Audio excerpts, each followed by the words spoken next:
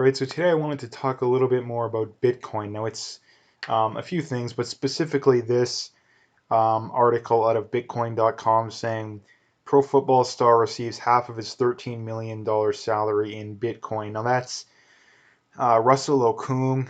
Again, the first thing I would point out too is that if you don't follow him on Twitter, I would suggest giving him a follow. He's a very good follow on Twitter.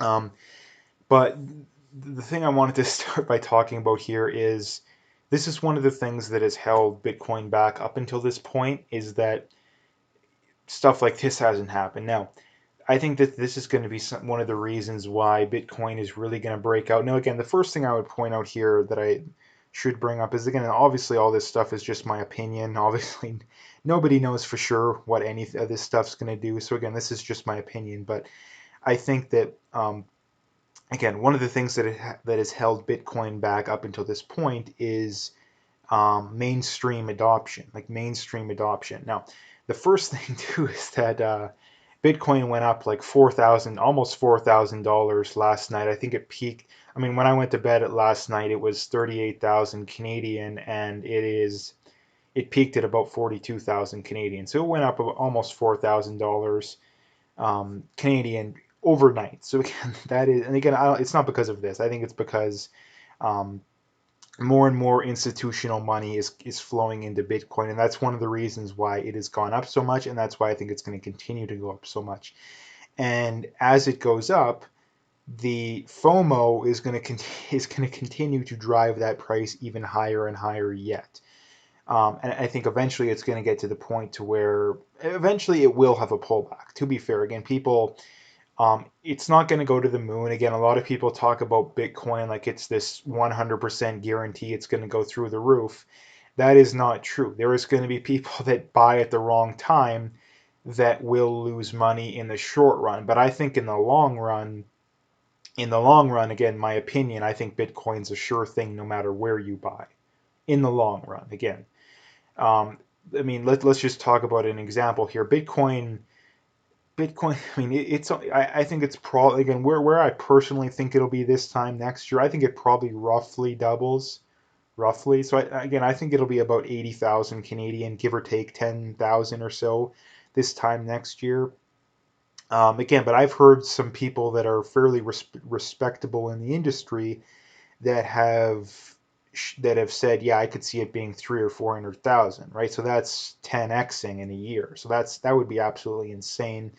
Um, for me, that's a little hard to imagine, but it is possible. Like it is possible. But again, the thing you need to point out to people is that the higher the highs are, the more likely there's going to be a pullback. So again, there is going to be a pullback in Bitcoin at some point. And that's what kind of differs it from stocks is that um, the higher it goes, the more people that are going to want to sell off.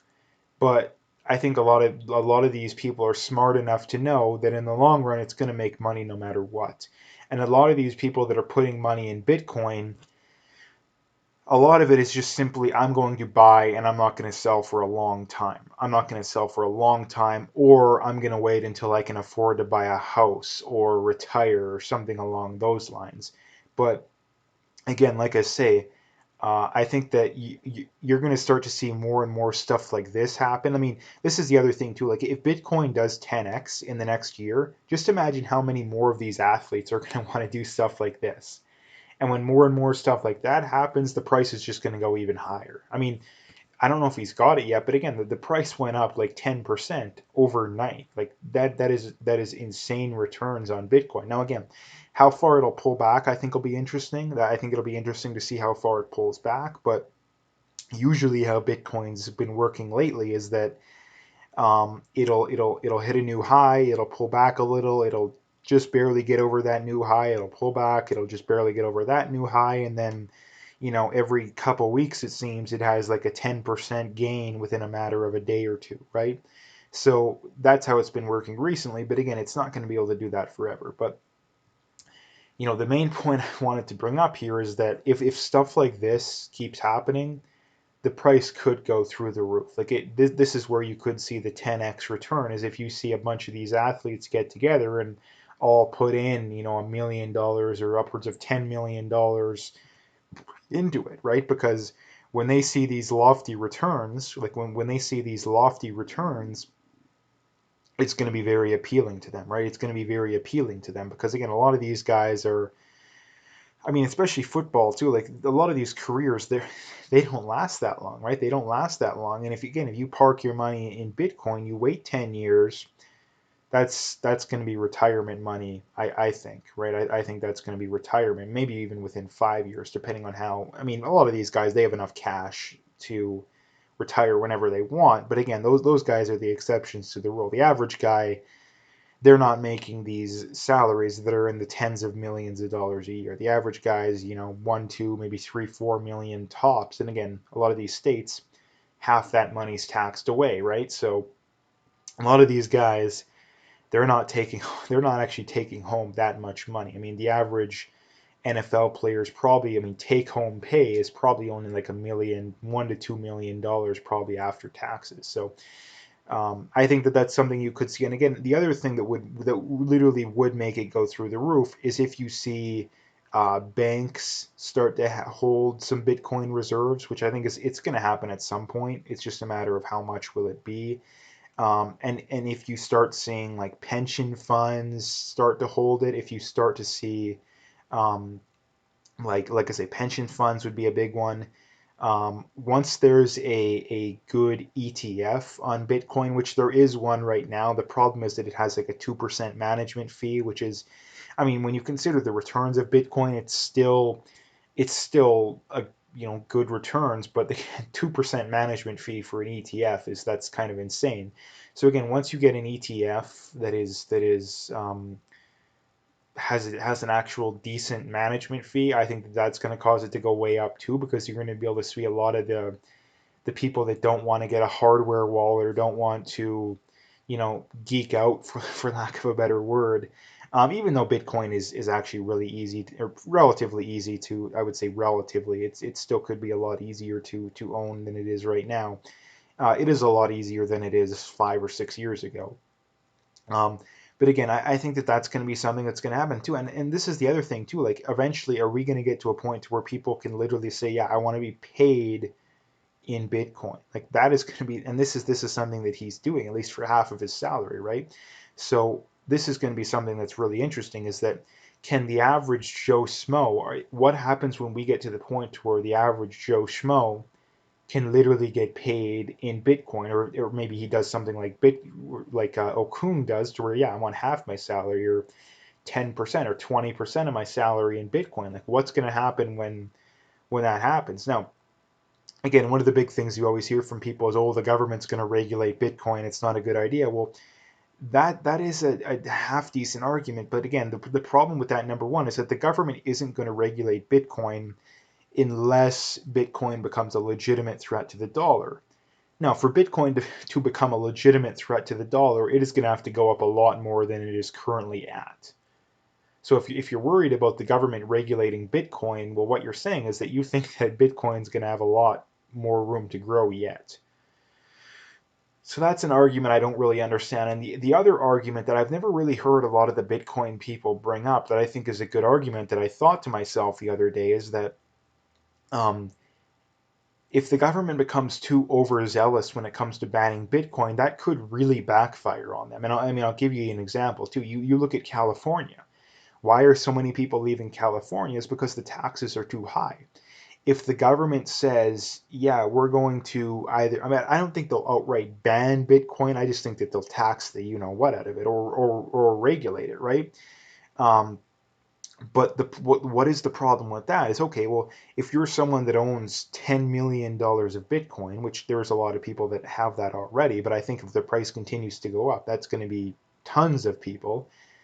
If the government says, yeah, we're going to tax half that money away, or something that's a lot more than the traditional capital gains tax, well, here's the problem with that.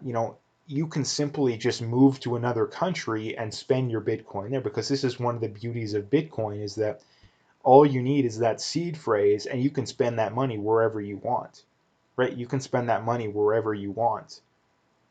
So that is the problem too. Like let's just say the government does say, yeah, we're gonna tax half of it away or 75% of it away or some draconian amount.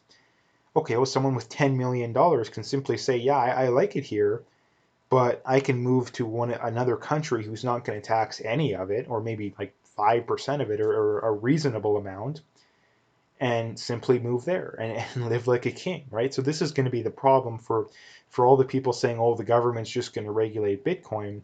If they regulate it too much, that is going to backfire on them massively, I think, because again, people can simply just move and just spend it wherever they want, right? So that is a big problem. Like that is a big problem. So this is the thing too for all the people saying, "Oh, the government's just going to ban it." Well, I don't think that that's the case because again, if they go too far, if they try and bite off more than they can chew, then it's going to backfire from them massively. And this is the reason why you see a lot of these states and why socialism and stuff like that never works is because they try and bite off more than they can chew. Like they try and bite off more than they can chew, and that eventually the rich people just say "F you, I'm moving." Right? Look at all these companies and businesses in California saying, "Yeah, you're going to tax me this much, I'm just going to move." So again, this is another thing that people need to bring up is that if the government tries to overstep their bounds too much, it's just going to backfire on them. Like it's just gonna backfire on them. So, long story short, I think this is a very interesting move. Once if more and more people start doing this, I think that the floodgates will be open. The floodgates will open. But again, until more people start doing it, I think Bitcoin is going to continue to do its slow trend up, which again is good because it's returning. Bitcoin has returned more than like any other stock has this year, I think. I mean, it's up. I was looking this morning. It's up 50% in the last month. It's up 50% in the last month. So again, that is incredible returns. Now again, do I think it's going to continue to do 50% a month? No, that's not sustainable, but I think it could easily do 5 to 10 a month. I think it could definitely easily do that. And again, that's averaged out over the next year or so. Again, I think it does. I think Bitcoin does at least 20% a year over the next 10 years. It's going to easily beat the stock market over the next 10 years, I think, barring some incredible, every government banning it again. But like I said, this is the problem. Again, there's going to be some, you know, government that recognizes such an opportunity and they say, hey, all you Bitcoin owners come to our country, we're not going to tax it, knowing that these people have a lot of money to spend, which is going to help their economy out. So again, I think that that's something that people really should be talking about more. But anyway, like I said, I think that this stuff like this is great news. Like stuff like this is great news for any Bitcoin holders. And again, if we can come up with a system to where people could get paid in Bitcoin or at least part of their salary in Bitcoin, I think that could really open the floodgates as well. So anyway, that's what I wanted to talk about today. I know I kind of jumped around quite a bit, but whatever. Uh, anyway, if you liked the video, make sure you hit that like and subscribe if you haven't already. Make sure you check out those links below. Follow me on those other platforms. If you want to donate, you can do that as well. Again, I appreciate whatever support I can get. But like I say, at the very least, just check out those links and stay tuned for more.